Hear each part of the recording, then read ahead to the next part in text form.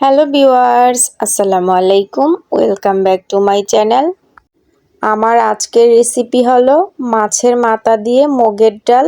অনুষ্ঠান ভারীর মতো কিভাবে মাছের মাথা দিয়ে মুগের ডাল বা মুড়িঘণ্ট রান্না করতে হয় সেই রেসিপিটি আজকে আপনাদের সাথে আমি শেয়ার করছি।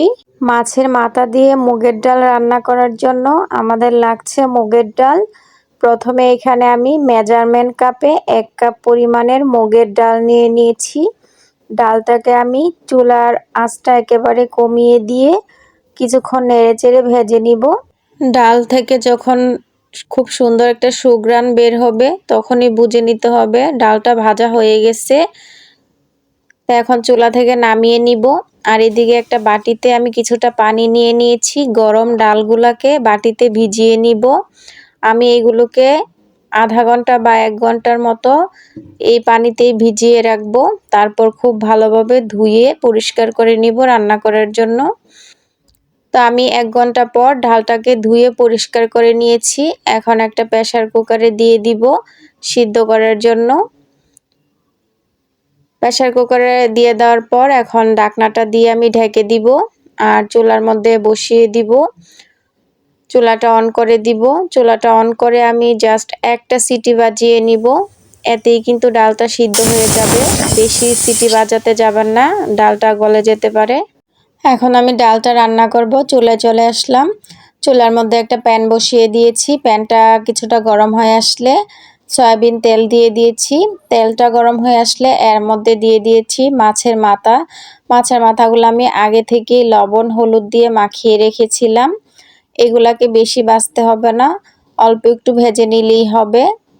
কালারফুল করে ভাজতে হবে না। তো এক পিঠ হয়ে গেছে, অপর পিঠ উল্টিয়ে দিচ্ছি। এভাবে করে আমি 5 মিনিটের মতো মাছগুলাকে ভেজে নিব। মাছগুলা ভাজা হয়ে গেছে, এখন আমি মাছগুলা তুলে নিচ্ছি। এই একই কড়াইতে আমি আবার বাকি রান্নাটা শেষ করব। তার জন্য এখানে আমি 3টা শুকনো মরিচ দিয়ে দিয়েছি আর একটা তেজপাতা মাঝখান থেকে চিড়ে দিয়ে দিয়েছি আর 1 কাপ পরিমাণের পেঁয়াজ দিয়েছি। এইগুলাকে এখন আমি কিছুটা নরম করে ভেজে নিব। পেঁয়াজটা যখন নরম হয়ে ভাজা হয়ে আসবে এর মধ্যে আমি বাকি মশলাগুলা অ্যাড করে দিব। তো মশলাটা যেন পুড়ে না যায় তার জন্য আমি অল্প একটু পানি দিয়ে দিয়েছি পেঁয়াজের মধ্যে। তো এখন দিয়ে দিচ্ছি মশলাগুলা। প্রথমে হাফ টেবিল চামচ হলুদের গুঁড়া, 1 টেবিল চামচ লাল মরিচের গুঁড়া। ঝালটা আপনার যে যেমন খেতে চান সেই অনুযায়ী দিবেন।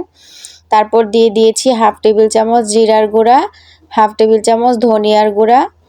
এখন দিয়ে দিচ্ছি স্বাদ মতো লবণ, দিয়ে দিচ্ছি হাফ টেবিল চামচ রসুন বাটা, হাফ টেবিল চামচ আদা বাটা। এখন সবগুলা মশলা একটু আমি পেঁয়াজের সাথে তেলের সাথে ভেজে নিব। মশলাটা যখন ভাজা হয়ে যাবে তখন এর মধ্যে আমি কিছুটা পরিমাণ পানি অ্যাড করে দিব যেন মশলাটা না পুড়ে যায়। এখন মশলাটাকে একটু কষিয়ে নিব।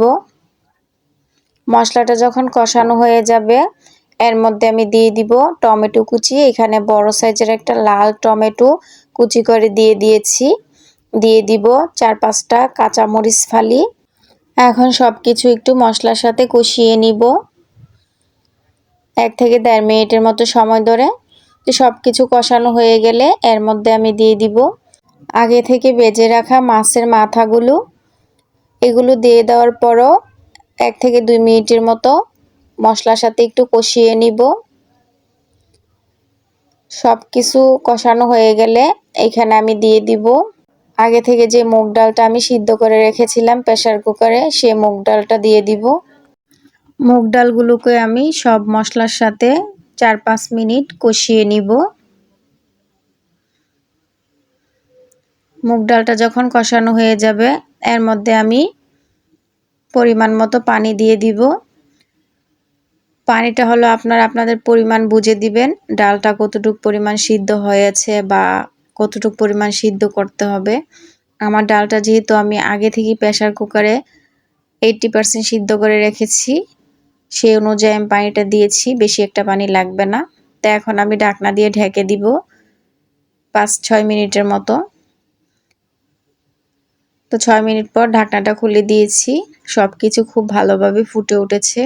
সবশেষে অ্যাড করে দিচ্ছি স্বাদ মতো ধনিয়া পাতা কুচি। রান্নাটা কিন্তু মোটামুটি শেষ পর্যায়ে। প্রেসার কুকারে সিদ্ধ করার কারণে রান্নাটা কিন্তু বেশি একটা সময় লাগেনি, অল্প সময়ের মধ্যেই করে নিতে পেরেছি।